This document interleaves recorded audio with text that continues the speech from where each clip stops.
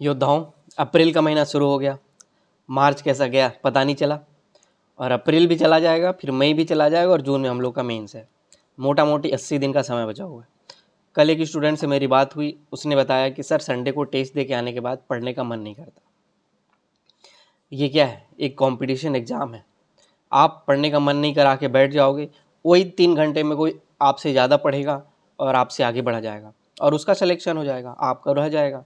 थोड़े से मतलब समय वेस्ट करने के कारण, थोड़ा सा आलस आने के कारण आप कई लोगों से पीछे हो जाते हो। तो एक भी मिनट समय वेस्ट नहीं करना है, रोज़ मेहनत करना है, और आपको हर समय मेहनत करते जाना, और इस 3 महीना को एक बेस्ट यूटिलाइज़ करना है, ताकि एक भी चीज़ें छूटी ना रहें। आपने प्रीलिम्स के भी एग्ज़ाम में देखा है, आपने अपने पहले प्रीवियस एग्ज़ाम में भी देखा है कि एग्ज़ाम से पहले ये लगता है कि काश आधा घंटा और मिल जाता तो मैं ये टॉपिक पढ़ लिया होता, काश 1 घंटा और मिलता तो मैं ये वाला टॉपिक भी ख़त्म कर लिया होता। तो आपके पास उस समय के आधे घंटे 1 घंटे के लिए रिग्रेट नहीं करना है, तो अभी से ही 1-1 घंटे का अच्छे से यूज़ करना है। सामने में स्टॉप वॉच लगाइए और 1-1 मिनट की अकाउंटेबिलिटी फिक्स करके पढ़ाई करिए। तो आज हम लोग 42 डेज़ में हैं। 1 मार्च ख़त्म हो के 1 अप्रैल आ चुका है। तो 1 अप्रैल 42 डेज़ में आज हम लोग फिजिक्स का यूनिट 2 जो विद्युत है और उसके प्रभाव, इसके ऊपर हम लोग पढ़ लेते हैं।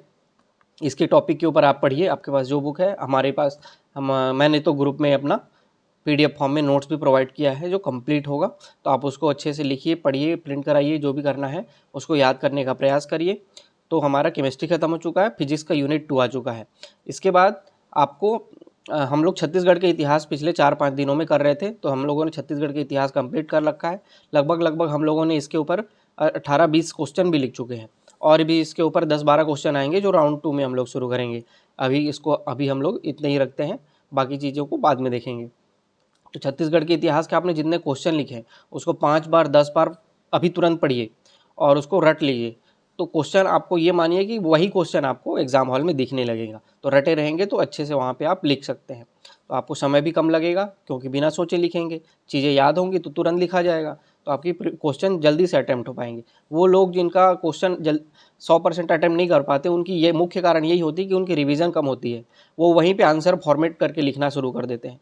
तो आप इसीलिए रूम में ही जो क्वेश्चन आने वाले हैं उनके फॉर्मेट करके जाइए और वहाँ जाके कॉपी पेस्ट करिए। तो आपके समय कम लगेंगे और ज़्यादा क्वेश्चन आप अटेम्प्ट कर पाएंगे।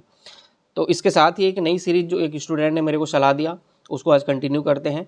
हिंदी के मैंने बोलता हूँ पढ़ने के लिए, लेकिन काफ़ी लोग नहीं पढ़ पाते हैं। तो प्रेशर रहेगा जब टेस्ट का, तो ज़रूर पढ़ेंगे। तो आज हम लोग श्रृंखला निकालते हैं, जो टॉपिक मैं हिंदी में पढ़ने के लिए दूंगा उसके कुछ क्वेश्चन मैं आपको यहाँ पे पूछ लूँगा। तो आप उसको जवाब देने का प्रयास करना, या तो कमेंट में देना या फिर अपनी कॉपी बना लो, उसमें लिखते जाओ और उसमें आंसर देखो और फिर उसको मैच करो बुक से। तो मैं तत्सम तद्भव के टॉपिक हम लोग शुरू किए हैं कल। तो हम लोगों ने 2 पेज करके 2 दिन में 4 पेज पढ़ा है। 2 पेज मतलब 347 और 348, 347 और 348, ये 2 पेज होता है। मेरे पास विनय कुमार पाठक सर की बुक है। मैं इसमें क्वेश्चन शुरू करता हूँ। सबसे पहला क्वेश्चन तो यही होगा कि तत्सम तद्भव की परिभाषा लिखिए उदाहरण सहित। ये एक पहला क्वेश्चन होगा। दूसरा क्वेश्चन होगा, मैं तद्भव बोल रहा हूँ, आपको तत्सम बताना है। तो पहला है अंजलि, दूसरा है अगम, तीसरा है 28, चौथा है अफीम, पांचवा है अंगूठी, छठवां है अकड़ना, सातवां है अढ़ाई, आठवां है अहेर, नौवां है अंगरखा और 10वां है अखरोट। तो ये 10 तद्भव मैंने बताया, इसके आप तत्सम लिखने का प्रयास करना। अब मैं वो पूछ रहा हूँ तत्सम, उसका आप तद्भव लिखना। पहला है अक्षी, दूसरा है अद्य, तीसरा है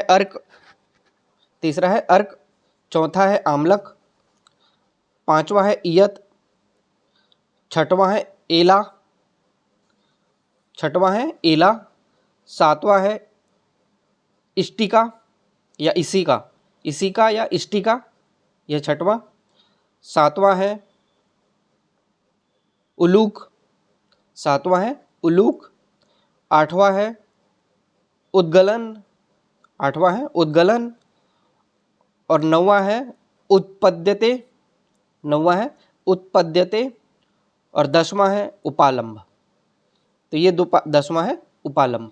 तो आपको मैंने 10 क्वेश्चन दिया तत्सम से तद्भव, 10 क्वेश्चन दिया तद्भव से तत्सम। तो इसको आप लिखिए, कॉपी में लिखिए या फिर कमेंट में लिखिए, जहाँ भी लिखिए, लेकिन ज़रूर लिखिए। तो इस तरीके से हम लोग पूरा हिंदी को पढ़ने का प्रयास करेंगे। हिंदी 100 नंबर का होता है, तो इसको इसे हल्के में नहीं लेना है। हम लोग हिंदी को इसी तरीके से स्ट्रॉन्ग करने का प्रयास करेंगे। मैंने मुहावरा दिया था, तो मैं आपको 5 मुहावरा पूछ रहा हूँ, ज़्यादा नहीं, सिर्फ 5 मुहावरा। पहला है अंगारों पर पैर रखना, दूसरा है अन्न जल उठना, दूसरा है अन्न जल उठना, तीसरा है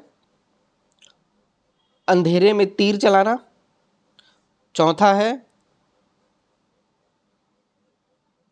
अंधों में काना राजा, चौथा है अंधों में काना राजा। पांचवा मैं पूछ रहा हूँ अंधेरे में रखना, पांचवा है अंधेरे में रखना। एक और क्वेश्चन इसमें, अगर आपको समय हो तो लिखना, मुहावरा किसे कहते हैं, मुहावरा की प्रमुख विशेषताएं लिखिए। ये आप इसको 6 नंबर में या 4 नंबर में या 8 नंबर में, जितना नंबर भी आपको अच्छा लगे उतना लिखने का प्रयास करना। अधिकतम कंटेंट जितना भी हो जाए, सारे कवर हो जाए। मुहावरा किसे कहते हैं, मुहावरा की प्रमुख विशेषताएं लिखिए, और जो मैंने मुहावरा पूछा है उसको लिखने का प्रयास करिए। जल्दी से शुरू करिए पढ़ाई, और बिल्कुल भी टाइम वेस्ट नहीं करना है। 3 महीना जो 80 दिन बचा है हमारे पास, सिर्फ 3 महीना भी नहीं बचा है, 80 दिन बचा है, तो आप बिल्कुल भी समय नहीं, शुरू करो। मिलते हैं कल फिर नए टारगेट में।